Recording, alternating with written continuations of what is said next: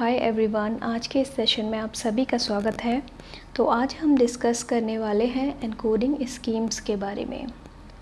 First of all I want to tell you that कि encoding scheme का purpose क्या है। कीबोर्ड के द्वारा जो दिया गया इनपुट है उसको कंप्यूटर अंडरस्टैंड नहीं करता, यानी कि कंप्यूटर एक यूज़र की लैंग्वेज को नहीं समझता, चाहे वो हिंदी हो, चाहे वो इंग्लिश हो, चाहे कोई भी लैंग्वेज हो। वो समझता है तो सिर्फ 0 और 1 को, यानी कि बाइनरी लैंग्वेज को। तो एनकोडिंग स्कीम एक मीडिएटर का काम करती है कंप्यूटर को यूज़र की लैंग्वेज समझाने का। तो पहली एनकोडिंग स्कीम है that is American standard code for information interchange, that is called ASCII code. नाम से ही क्लियर है कि it is a code for information interchange. Now keyboard के थ्रू हर कैरेक्टर, न्यूमेरिकल नंबर्स या न्यूमरल्स और पंक्चुएशन मार्क को एक डेसिमल नंबर अलॉट कर दिया जाता है 0 से लेके 127 तक, यानी कि जिसकी शुरुआत 0 से होती है और 127 पर एंड होता है।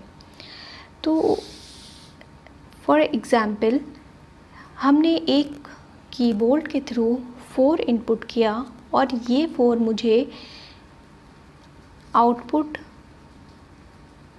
एज अ आउटपुट और मॉनिटर पे डिस्प्ले करना है। तो जब हम एंटर करेंगे 4 तो CPU will not understand what is 4। तो सबसे पहले keyboard will send the ASCII value of 4 and ASCII value क्या होती है वो हम टेबल चार्ट से भी देख लेंगे, लेकिन 4 की ASCII वैल्यू होती है 51। तो 4 की ASCII value 51 which is understand by the CPU.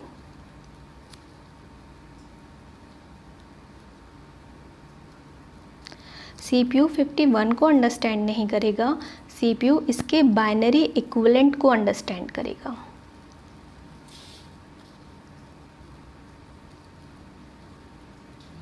सो जब CPU इसके बाइनरी इक्विवेलेंट को अंडरस्टैंड करेगा, now it will process the 4 by CPU and 4 will be display on the monitor. So this code is basically used for identifying the characters and numerals और punctuation mark in a keyboard. Now ASCII code existence में कैसे आए, आइए देखते हैं। Early 1960 में computer had no way of communicating with each other due to the different way of representing keys of keyboard. For example, एक country है India जहां हिंदी समझी जाती है, और एक कंट्री है पाकिस्तान जहां उर्दू लैंग्वेज पर ज़्यादा ज़ोर दिया जाता है। तो इंडिया में जो कीबोर्ड है उसकी ASCII वैल्यू डिफरेंट है और यहाँ के कीबोर्ड की जो ASCII वैल्यू होगी वो डिफरेंट होगी। अब मान लीजिए ये यहाँ का कोई यूज़र इधर कोई मैसेज भेजना चाहता है या कम्युनिकेट करना चाहता है, तो इस कंट्री का user can not understand of the ASCII code of India. So इस प्रॉब्लम को ओवरकम करने के लिए एक कॉमन स्टैंडर्ड कोड की ज़रूरत पड़ी, और ये कॉमन स्टैंडर्ड कोड किसने दिया?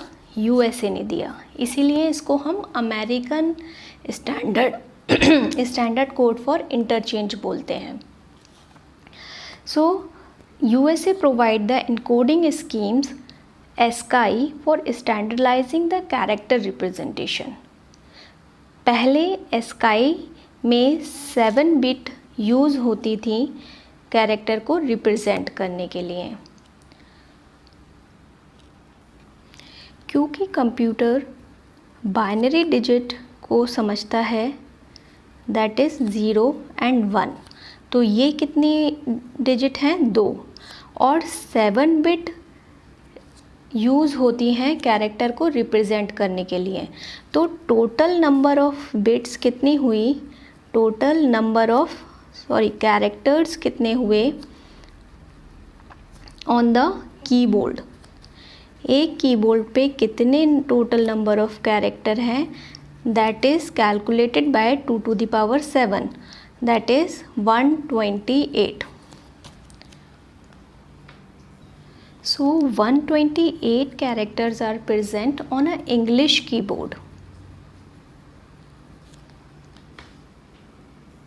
Here is a chart that represents the ASCII code of characters, numbers and punctuation mark. So it is started from 32, and 32 is the ASCII code of space.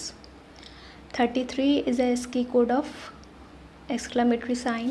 34 is inverted comma. 35 is hash. 36 is for dollar. 37 is for percentage. 38 is for end operator. 39 is for apostrophe. 40 is for opening bracket. 41 is for closing bracket.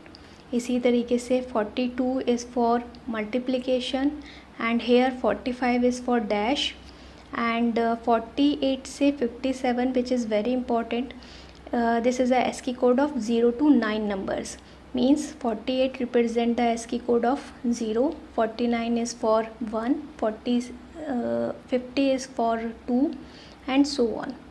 Now another important ASCII code is 65 से लेके 90 तक, जो कि represent करता है capital A to Z को या capital alphabets को। तो 65 is the ASCII code of capital A, 66 is the ASCII code of capital B, 67 is the ASCII code of capital C, and so on. And 95 is the ASCII code of underscore, and 96 is the ASCII code of grave accent. Grave accent क्या होता है?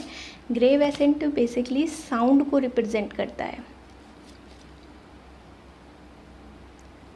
तो grave accent sound को means vowel अगर एक word में है तो कहाँ पिच को लो करना है, कहाँ पिच को हाई करना है, वो डिसाइड करता है ग्रेव एसेंट।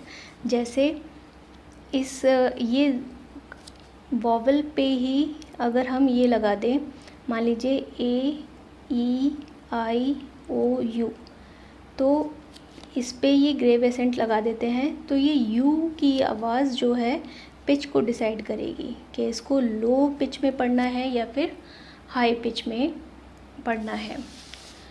सो 97 से लेके 122 तक स्मॉल अल्फ़ाबेट्स।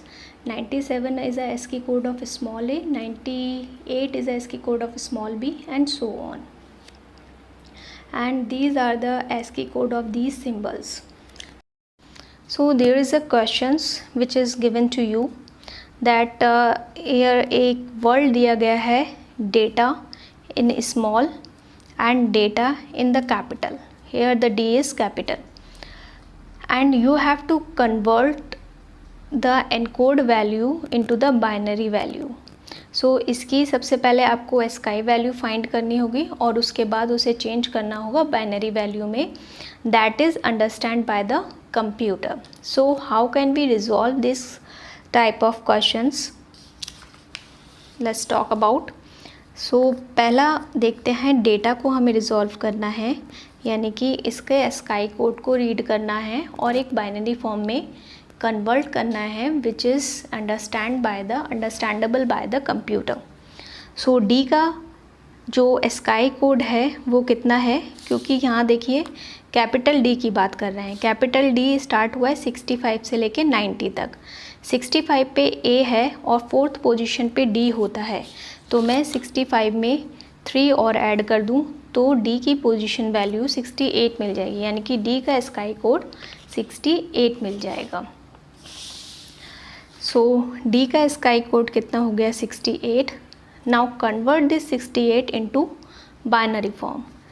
ए का ASCII कोड हम यहाँ से देख लेते हैं, 97 है और ए की वैल्यू, ए का ASCII कोड 97 है तो 97 will the SKY code of A, right here 97. Now T का SKY कोड देखते हैं.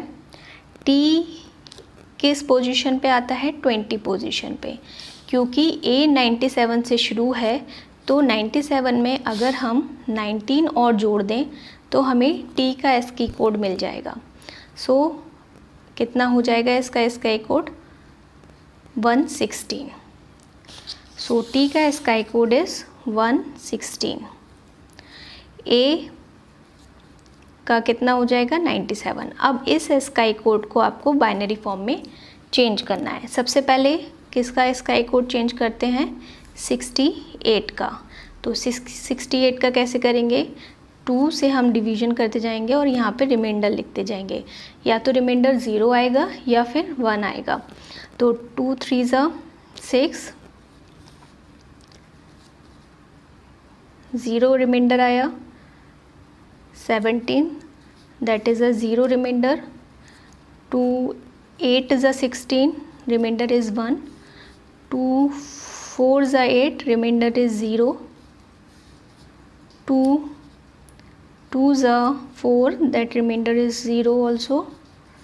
Now 2 1 is a 2, that is remainder is 0. and now 2 से जब 1 को डिवाइड करेंगे तो 0 बार जाएगा और रिमाइंडर क्या बचेगा? 1. अब इसको हमेशा बॉटम टू अप डायरेक्शन में हम लिखते हैं. तो कितना आ जाएगा?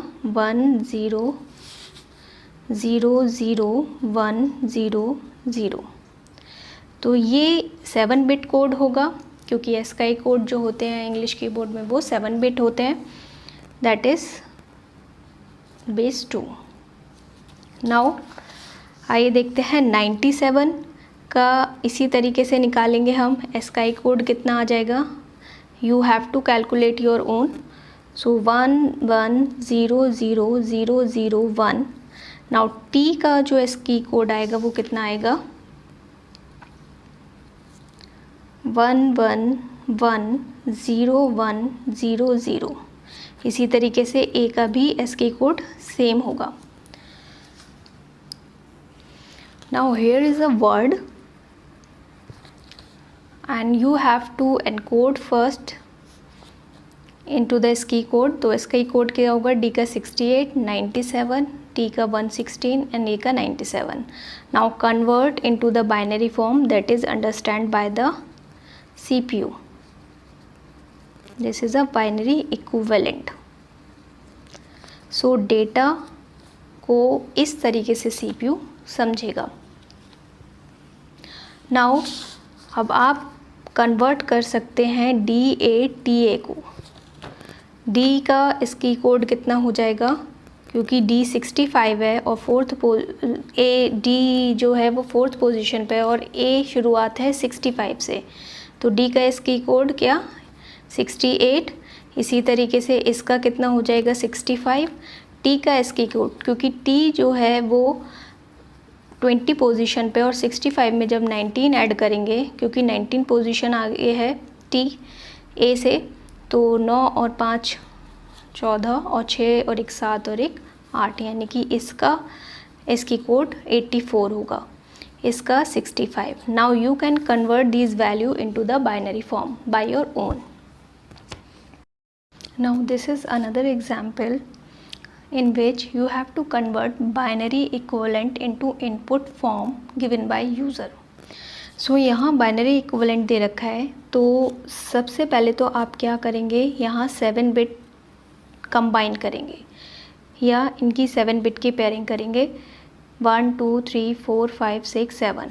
फिर अनदर 7 बिट 1 2 3 4 5 6 7, यानी कि यहाँ तक 1 2 3 4 5 6 7.